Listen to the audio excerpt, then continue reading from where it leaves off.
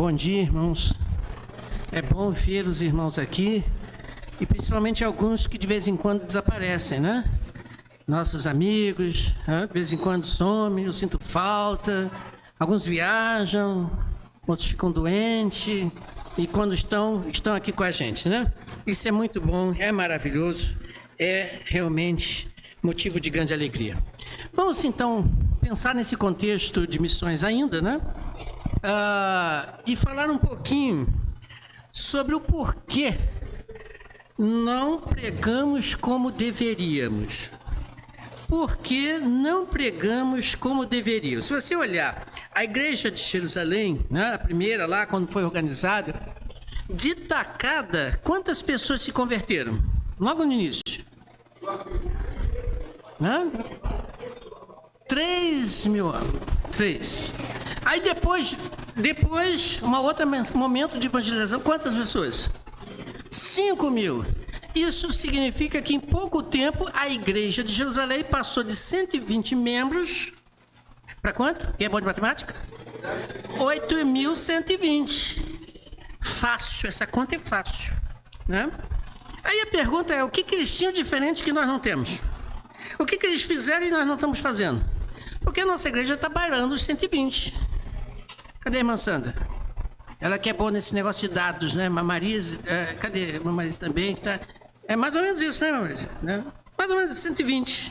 Então por que a gente não consegue chegar a 8 mil? Seria problema terreno? Não, é fácil. Com 8 mil a gente consegue comprar um terreno muito maior do que esse e fazer uma big igreja. Concorda comigo?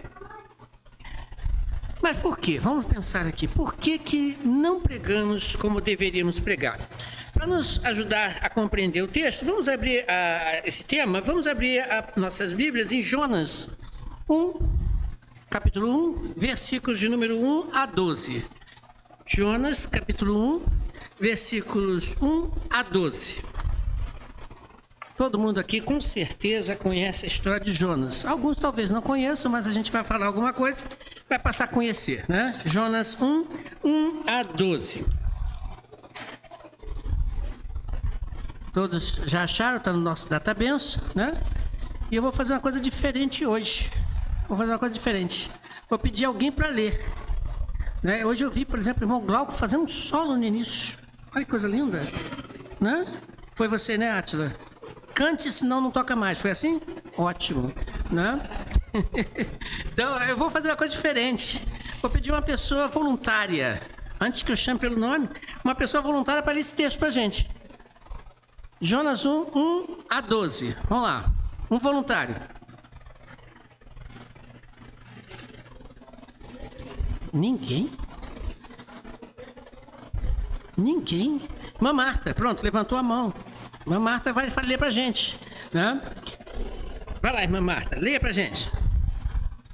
A palavra do Senhor veio a Jonas, filho de Amitai, com esta ordem: vai depressa à grande cidade de Nínive e pregue contra ela, porque a sua maldade subiu até a minha presença.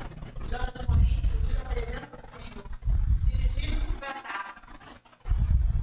Desceu a cidade de Jonas, onde encontrou um navio que se destinava àquele povo. Depois de pagar a passagem, embarcou rumo a Tarsis, para fugir do Senhor. O Senhor, porém, fez soprar um forte vento sobre o mar, e caiu uma tempestade tão violenta que o barco estava prestes a se arrebentar. Todos os marinheiros ficaram com medo, e cada um clamava ao seu próprio Deus. E a tirar as cargas, tomava para tornar o navio mais leve. Enquanto isso, Jonas, que tinha descido ao porão e se deitara, dormia profundamente. O capitão dirigiu-se a ele e disse: como você pode ficar aí dormindo? Levante-se e clame ao teu Deus. Talvez ele pense em nós e assim não morreremos. Então Maria disse ao seu companheiro: vamos lançar sorte para descobrir quem é o responsável por essa desgraça que se abateu sobre nós. Lançaram sortes e a sorte caiu sobre Jonas. Por isso perguntaram: diga-nos, quem é responsável por sua calamidade? Qual é a sua profissão? De onde você vem? Qual é a sua terra? A que povo pertence? Ele respondeu: eu sou hebreu e temo ao Senhor, Deus dos céus, que fez o mar e a terra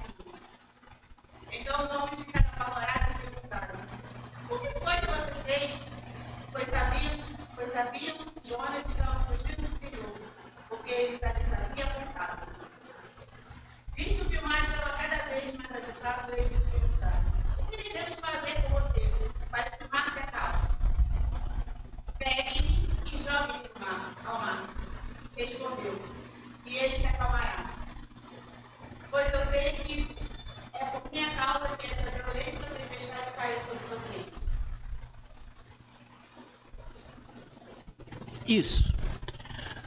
Veja comigo aqui uma coisa interessante. Obrigado, irmã Marta, pela leitura, pela coragem, né, em se dispor a ler. Eu sei que alguns, talvez, se ela não se manifestasse, alguém se manifestaria depois. Esse é o primeiro motivo porque não pregamos como deveríamos pregar.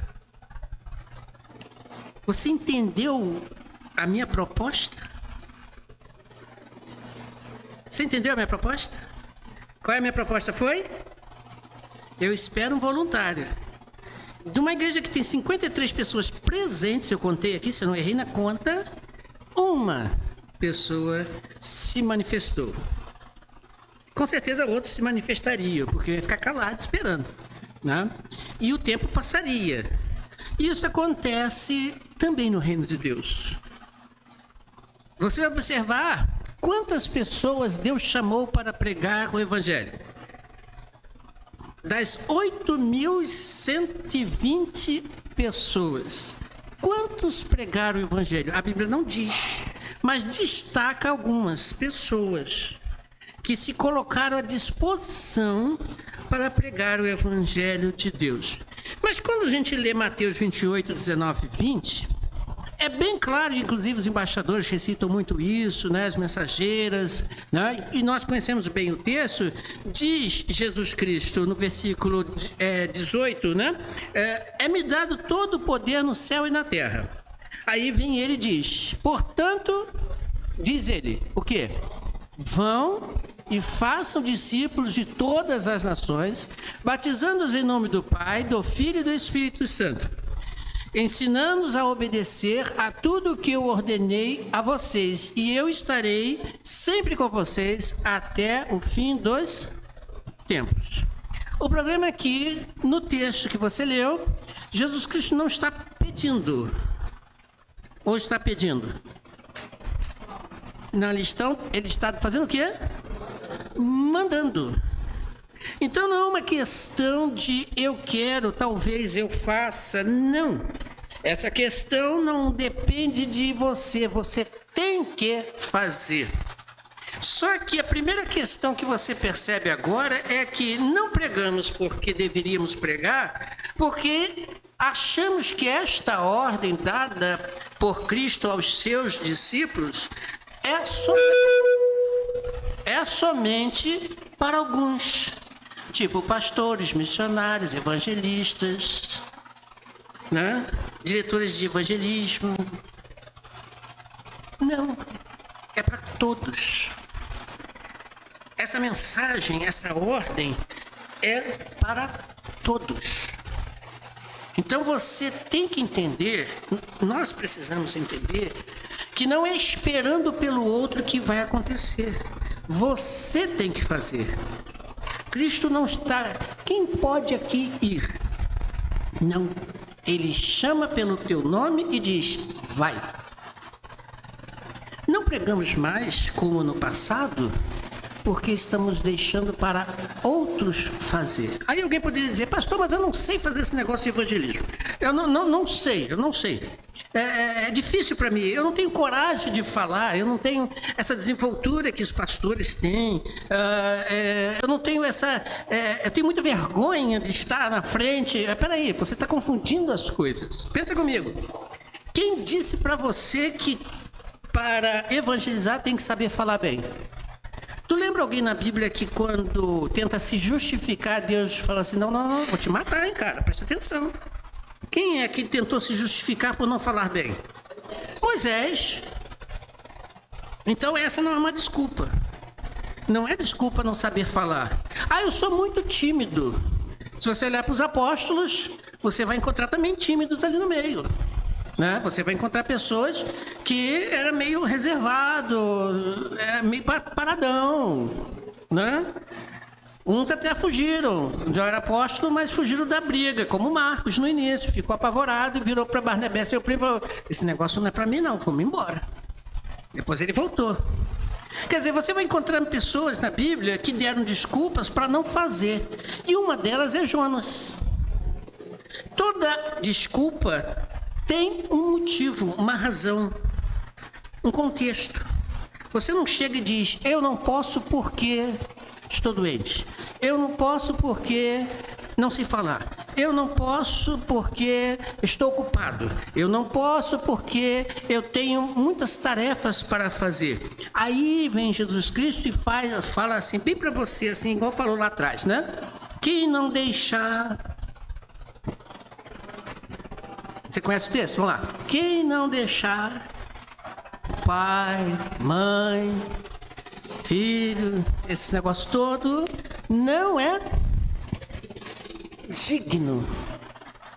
Porque as pessoas estavam assim, eu quero te seguir, mas deixa primeiro eu fazer isso, deixa primeiro eu fazer aquilo, deixa primeiro eu cuidar dos meus pais, da minha mãe, da fazenda, do terreno, do meu emprego, do que. Puseram uma sequência de desculpas. Só que não existe desculpa para Deus. Não existe. E Jonas foi um desses. E vamos pensar aqui na vida de Jonas, mais alguns motivos ou razões que nós temos e vemos que nos leva a não pregar como deveríamos. Jonas, Deus chega para Jonas, o negócio é o seguinte, tem uma mensagem para você, um trabalho para você, uma ordem para você. Você é meu soldado, eu sou general, estou mandando e você tem que cumprir. Essa é a ideia. E aí Jonas, você viu comigo no texto, ao receber a ordem, mete o pé. Vai embora. Não quero fazer isso, não vou fazer isso. Pagou para ir para longe de Deus. Em vez de ir para Tarsis, foi para... Eu falei de propósito. Em vez de ir para Nínive, ele foi para... Fiquem ligados. Falei de propósito. Né? Pegadinhas. Para acordar o povo. Né? Então, veja bem.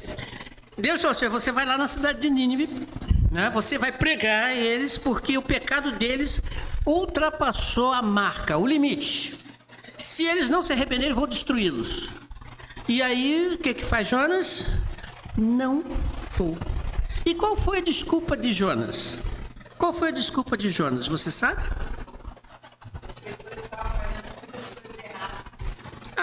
Sim, mas não foi essa a desculpa. Para você entender o contexto... Era inimigo.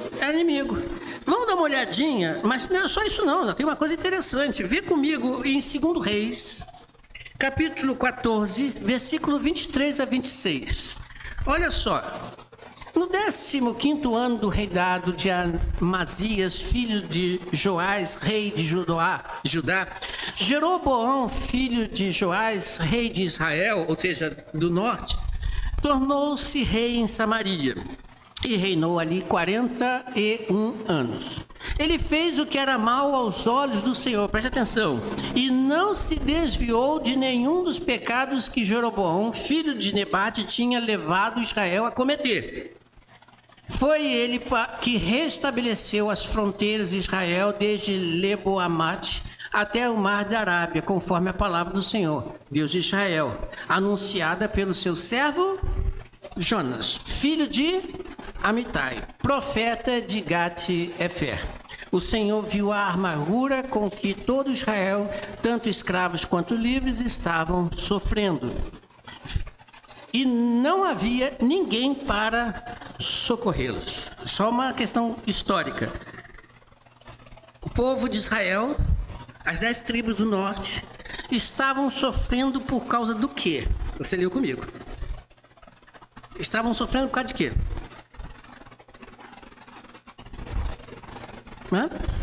Nada? Eu quero mexer com a cabeça de vocês. Por que o povo de Israel estava sofrendo? A gente volta o texto. Não tem problema nenhum. A resposta está no texto. Para a gente ver direitinho. Volta para mim aí, Bia, fazendo um favor. Volta o texto. Olha só, presta atenção. O povo de Israel estava sofrendo por quê? Enquanto ela está botando lá o versículo de volta, veja comigo. No 15º ano do rei Amazias, filho de Joás, rei de Judá, Jeroboão, filho de Joás, rei de Israel, tornou-se rei em Samaria e reinou 41 anos. Ele fez o que era maus aos olhos do Senhor e não se desviou de nenhum dos pecados que Jeroboão, filho de Nabate, tinha levado Israel a cometer. Então eles estavam sofrendo a poderosa mão de Deus sobre eles, porque eles estavam fazendo exatamente aquilo que Deus reprova. E meio que Deus tem para castigá-los, corrigi-los, instruí-los, chamar de volta, porque Deus é um Deus misericordioso, você vai ver isso mais à frente. Ele usa também de outras ferramentas do que simplesmente do tempo, como seca, chuva, pestes e coisa assim.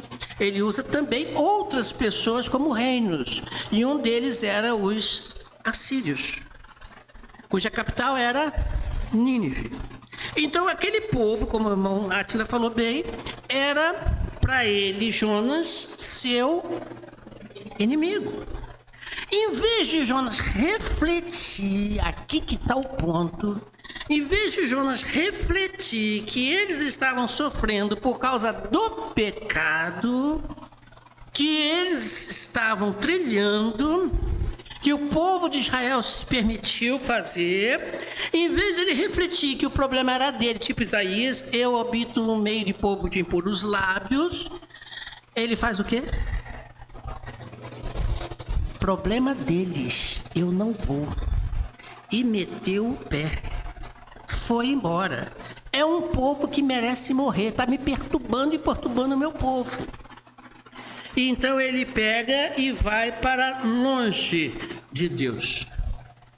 E outra coisa interessante, ele era, no seu coração, não posso dizer, afirmar isso com toda certeza, né? Mas ele era um camarada ruim.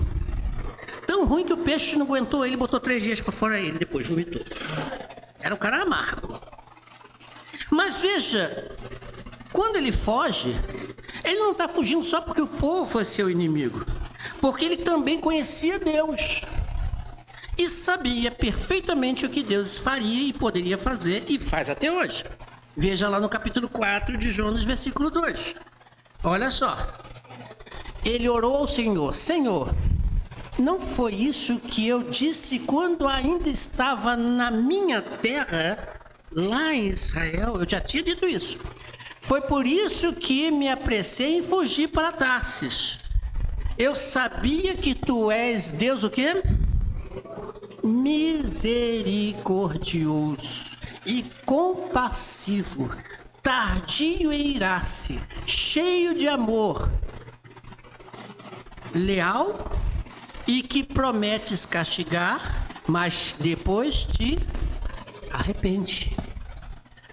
Jonas sabia, com todas as letras, que se ele fosse para a cidade de Nínive e pregasse o evangelho àquela cidade se converteria e Deus não a destruiria. Jonas era mau, né? O camarada foi ruimzinho, hein? Mas se parar para pensar, irmãos, também podemos fazer muitas coisas igualzinho a Jonas. Do tipo discriminação, discriminar pessoas, julgar pessoas. Esses dias, não sei onde foi, não sei quem falou, se eu li, não me lembro, que a pessoa falando assim, em outras palavras: eu não consigo entender Deus chegar para um camarada que fez tudo que não presta e dizer: está arrependido, tem salvação, enquanto eu passo a vida toda fazendo tudo direitinho, certinho. Não consigo entender Deus chegar para uma pessoa e dizer assim: eu perdoo os teus pecados, desde que confessado de coração, né? Deus perdoa. E a pessoa diz assim: eu não consigo entender isso. Eu levo minha vida regrada ali, bonitinho, cumprindo os mandamentos do Senhor, vivendo ali, e quando eu erro, eu peço perdão a Deus e tal, vou levando minha vida. Aí vem um indivíduo que fez tudo de errado e diz: eu me converto, eu entrego a minha vida a Jesus Cristo. Jesus Cristo disse: vem, meu filho. Que negócio é esse? Aí isso me faz lembrar uma parábola. Você lembra daquela parábola dos trabalhadores? Que o dono saiu para recrutar os empregados. Aí foi cedinho, encontrou o pessoal lá na praça: vem lá, vamos trabalhar que eu vou pagar vocês, vamos dizer para si, eu vou pagar 30 moedas, vai trabalhar, vamos embora. Não me lembro agora o valor, né? Aí de tarde ele voltou na praça e ainda tinha alguns. Aí ele: vem trabalhar aqui que você, vou te dar o que merece. Ele não acerta o valor, mas só diz isso: vou te dar o que merece. E no final do dia, já nos últimos minutos, né, do segundo tempo, lá na prorrogação, Ele vai lá, encontra mais alguma coisa, vem trabalhar na minha vida que eu vou dar o que vocês merecem. Aí ele vai trabalhar. Aí no final, ele chama os últimos. Tá aqui, 30 moedas. Cruz que da tarde, 30 moedas. Aí o pessoal que foi desde cedo falou, opa, se os últimos que vieram trabalharam muito menos do que eu ganhar 30, vamos ganhar mais. Aí ele pega e dá as outras mesmas 30 moedas. Aí eles fazem aquela pergunta, tá errado isso aí, isso é injusto. Nós trabalhamos o dia todo e ganhamos a mesma coisa que aquele cara que trabalhou os últimos minutos do segundo tempo, na prorrogação. Tá errado. Aí o que diz o dono da seara? A seara é minha, dou o que eu quiser para quem eu quiser e quanto eu quiser. Em outras palavras, Deus está dizendo para você e para mim que tanto você, que é merecedor do céu porque entregou sua vida a Jesus Cristo, qualquer um lá fora, ou mesmo aqui dentro, é merecedor desde que se arrependa. E nós fazemos acepção. Ah, não vou pregar para aquele pessoal que ele é ruim. Ah, eu não vou falar do evangelho para aquele grupo porque aquele grupo é estranho. Ah, eu não sei o que. Ah, eu não sei o que. Coloca desculpas. Como se você fosse dono do céu. Isso me lembra os fariseus, que não entravam e ainda fechavam a porta para aqueles que queriam entrar. E eram ditos os bambambam da religião, né? Cumpridores da lei, fiéis a Deus nas leis, nos mandamentos. Camarada impecável. Quem olhasse para ele ainda podia dizer assim, eu quero ser um servo de Deus como esse cara. Mas por dentro de Jesus Cristo estavam mais podres do que outra coisa. Tem muita gente assim. Não pregamos, não queremos pregar, não queremos fazer com que a palavra de Deus seja anunciada, porque fazemos discriminação de pessoas, preconceito contra pessoas, e achamos que alguns merecem, mas outros não. Cuidado com isso. Todos merecem a salvação. Todos. Segunda coisa que eu vejo nesse texto, que também nós vamos ver aqui, e é uma outra coisa que também faz com que a gente não pregue como deveríamos, é que nós nos esquecemos das consequências do anunciar o evangelho, sejam elas boas ou más. Jonas, ele não estava nem aí para isso. Depois a gente vai falar sobre isso. Não estava nem aí. E foi para o mar, fugindo. Veio a tempestade, interessante que ele diz antes que estava fugindo de Deus. Diz lá para o pessoal do navio. Olha o problema. Ele fala assim, ó, estou aqui, estou indo, fugindo de Deus. Que Deus me deu uma ordem. Quero ir embora. E aí veio a tempestade. Jonas nem se preocupou com a tribulação, que poderia morrer afogado. Jonas nem se preocupou com as coisas do... o material que estava dentro do barco. Não se preocupou com ninguém. O barco estava afundando, o negócio estava ficando feito, estreito ali. E ele estava fazendo o quê? Então ele não estava nem aí para isso. Ele não se preocupou com as consequências. Consequências com ele e para com os outros que estavam ali com ele. Para com o barco. Para com aqueles bens ali no barco que estavam sendo jogados fora para o barco não afundar. Fazendo o pessoal fazer força para tentar vencer as ondas. Então nós muitas das vezes não pregamos como deveríamos pregar porque nos esquecemos das consequências de pregar o evangelho. Eu destaco 3 versículos aqui que também falam para nós muito bem quais são as consequências. Melhor, 4 versículos para entender. Isaías 52:7. Olha só.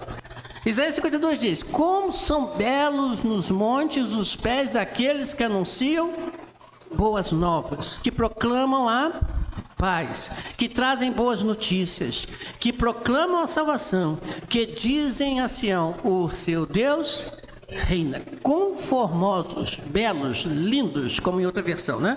Quão maravilhoso é os pés daqueles que anunciam a boas novas. Você já teve experiência de fazer uma evangelização pessoal? Você já teve a experiência de levar uma pessoa a Cristo? Você já teve a experiência de pegar um grupo de pessoas, pregar o evangelho e daquele grupo pessoas se decidirem? Você já teve essa experiência? Quem já teve sabe como é que é delicioso ver isso. Quando você diz assim, aceita Jesus Cristo, e a pessoa diz o quê, irmão Zac? Aceito. Como é gostoso quando você está aqui pregando e você diz assim, quem deseja entregar a sua vida a Jesus Cristo, levante uma de suas mãos. Quando a pessoa levanta a sua mão, o que você costuma dizer, pastor Marcos? Amém. Glória a Deus por isso. Como é gostoso você estar vendo pessoas que estavam antes indo para o inferno e você as resgatou da beira do abismo e trouxe para a maravilhosa luz. Veja, Deus te olha como belo. Deus te olha como formoso, lindo. O teu trilhar, o teu caminhar, porque ele está usando a palavra pés ali, né? Como é lindo a tua vida, como é lindo o teu caminhar. João 15:16. Olha só também outro texto. Vocês não me escolheram, mas eu os escolhi e designei para que vão e deem. Eu não estou pedindo, estou mandando. O fruto que permaneça, a fim de que o Pai dê a vocês o que pedirem em meu nome. Olha duas coisas aí nesse texto. Primeiro, é ordem, como nós já falamos. E outra coisa, ele quer que você dê frutos, mas frutos que permaneçam. Ou seja, você leva a palavra de Deus, essa palavra germina, cresce e produz. Esse fruto é para a vida eterna. Então, como seria maravilhoso você chegar diante do Senhor e quando o Senhor for prestar contas e Ele ali olhar para suas mãos cheios de frutos que estão ali com Ele e Deus na vida eterna. Como maravilhoso, né, irmã Raimunda? Levar essas pessoas a Cristo. Como é gostoso. Mas veja uma coisa interessante nesse texto. Ainda Jesus Cristo diz que, além disso, em Mateus 7, 17 a 21, ele ainda coloca um que aí nessa questão. Olha só, Mateus 17 a 21. Olha, semelhantemente, toda árvore boa, linda, maravilhosa, dá bons frutos. Mas a árvore ruim, feia, desagradável, que não produz, né, dá frutos ruins. Uma árvore, o que vai acontecer com ela? Uma árvore boa não pode dar frutos ruins. Tampouco uma árvore ruim pode dar frutos bons. E toda árvore que não produz bons frutos é o quê? Cortada e lançada no fogo. Assim, pelos seus frutos os reconhecereis. Será que eu tenho produzido frutos para o Senhor? Se eu não tenho produzido frutos para o Senhor, tem um problema aí. E qual é o problema? Eu não sou do Senhor. Porque aquele que é de Deus, Deus nunca vai lançar fora. Não sei se você está entendendo o meu raciocínio. Aquele que for até Jesus Cristo, de maneira nenhuma, ele lançará fora. Então, consequentemente, se você não produz, você não foi até Deus. Porque ele está dizendo para mim que a árvore que não produz frutos, ou frutos ruins, ele vai cortar e jogar fora. Ele não vai fazer isso com aqueles que produzem são bons frutos, que produzem bons frutos. Então, o problema não está, veja bem, no fruto em si, mas se você foi ou não para Jesus Cristo. Se você foi para Jesus Cristo, você tem que, por obrigação, dar frutos. Tem que dar frutos, senão é cortado e lançado fora, porque você não foi dele. Está morto. É o galho seco nessa árvore. E aí continua o texto dizendo, né? A árvore que não produz, toda árvore que produz bons frutos é lançada no fogo. Versículo 20. Assim, pelos frutos, nós os reconheceremos. Nem todo aquele que diz Senhor, Senhor, entrará no reino dos céus. Olha o que eu acabei de dizer. Não é você simplesmente dizer que Jesus é Jesus, que é Deus, Senhor, Senhor. Você vai entrar no reino do céu. Mas aquele que faz o quê? A vontade de meu Pai que está onde? Nos céus. A pergunta é, qual é a vontade de Deus? Resposta, 1 Timóteo 2,4. Olha a resposta de Deus. Qual é a vontade de Deus? Que deseja que todos os homens sejam o quê? Salvos e conheçam a verdade. Cheguem ao conhecimento da verdade. Então veja, a vontade de Deus é essa, que todos se salvem. Só que Jonas não estava nem aí para isso. Você percebeu? Não estava nem aí para isso. Ele sabia que as pessoas se convertendo se salvariam. E por último, a gente encerrar, versículo 5 de Jonas, capítulo 1. Olha aqui o detalhe que já falei, mas aqui vale a pena chamar a atenção. Olha só. Todos os marinheiros, acompanhe o texto com bastante atenção. Todos os marinheiros ficaram com medo. E cada um clamava ao seu próprio... Por que eles estavam com medo? O negócio estava feio. As ondas estavam agitadas, estavam derrubando tudo. E o barco ia a pique. Então, o que aconteceu? O Senhor... cadê? Enquanto isso, Jonas... Isso aí, olha, versículo 6. Enquanto isso, Jonas, que tinha descido ao porão, se deitara, dormia profundamente. Isso aí tem muita coisa para dizer, irmãos. É pena que a hora não nos permite. Pense você. Como é que Jonas conseguiu dormir quando o barco balançava para um lado para o outro, entrava água e aquilo tudo? Também, mas tem mais coisa aí. Eu fiz uma pesquisa, pastor, interessante. Não conhecia. Mas eu fiz uma pesquisa, pastor, interessante sobre isso. Acompanhe meu raciocínio. Quando é que uma pessoa não consegue dormir tranquilamente?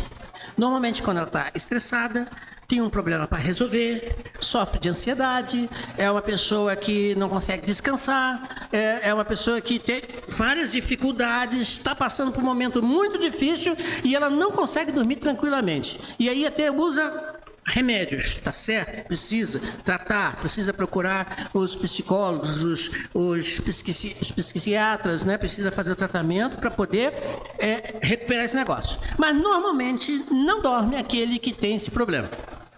Isso é natural. E quando é que uma pessoa dorme tranquilamente, profundamente? Ao contrário, é aquele que não tem problema, tá tudo bem, confia em Deus e tá tudo resolvido. Então ele estava, né, esse camarada deita e diz igual o salmista, ó, em paz deitei, o Senhor me guardou e no outro dia acordei. Tranquilo, beleza, ótimo. Mas tem um que aí. Normalmente, não são todos, que procuram dormir profundamente, estão fugindo de um problema. Eles não querem encarar o problema. Aqui tem uma vírgula aqui nesse negócio. Todos que procuram dormir profundamente, eles simplesmente estão, é um recurso do corpo, em buscar apagar quanto à realidade. Parecido com aquele camarada que quer encher a cara. Já ouviu aquela pessoa que bebe, né? Que a pessoa que bebe. Não estou dizendo aquele que dorme mesmo com problema. Não é esse aqui não. É igual aquele camarada que bebe para esquecer. Já viu esse ditado? Ele bebe para esquecer. Ele está fugindo da realidade. Então ele enche a cara. Para não ter problema e não ter que ficar pensando no problema, né? É mais ou menos isso. É uma reação também. Eles fazem isso, né? Em que eles deitam, dormem, mas eles fazem isso para esquecer do problema. Jonas estava com um grande problema. Qual era o problema dele? Estou fugindo de Deus. Aquele povo vai morrer. Isso para mim deixa tranquilo, porque não vou ter um inimigo a mais na minha vida.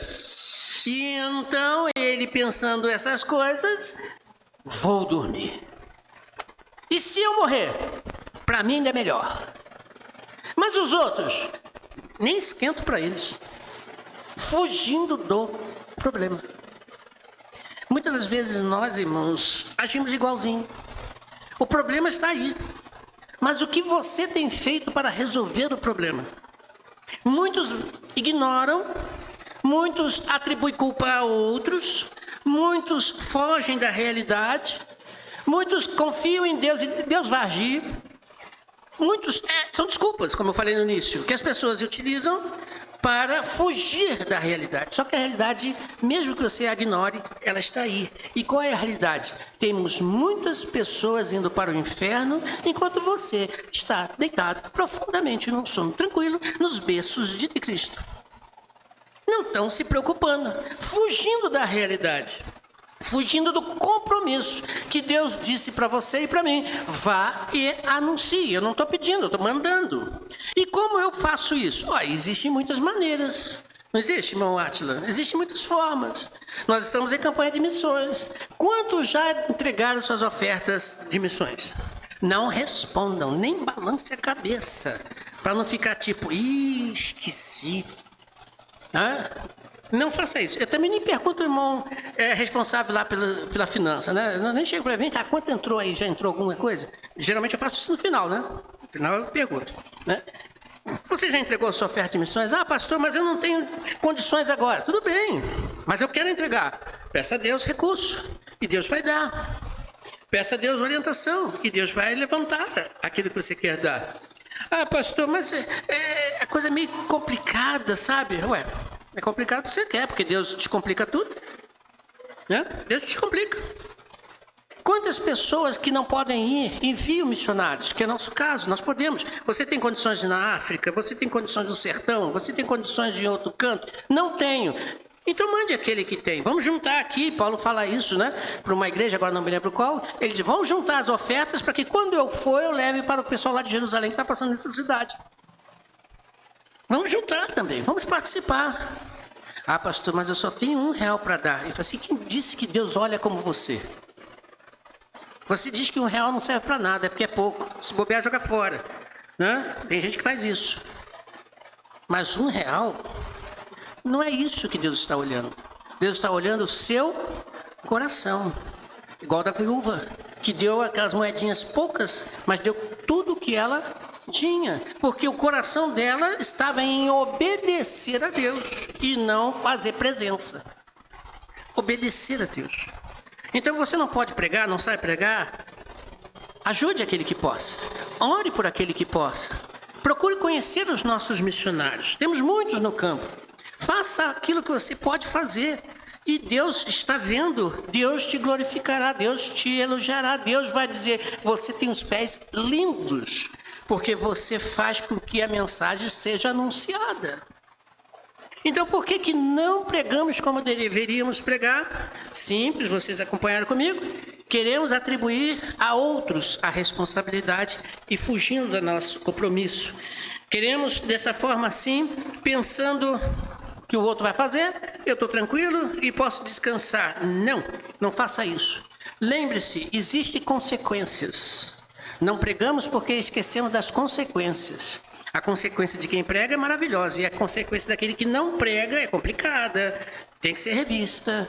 E segundo, não durma em berço esplêndido de Deus, mas acorde para a obra da evangelização, porque Deus está às portas, está regressando, se você não percebeu é isso. Está às portas e regressando. Se você não estiver preparado, vai ser complicado. E como é que está preparado? Está nas mãos de Deus. Então, se você não entregou sua vida a Deus, entregue o quanto antes e frutifique. E se você tem dificuldade de frutificar, peça a Deus que Ele vai te limpar, como o agricultor que limpa os galhos, que limpa as folhas, para que dê mais frutos.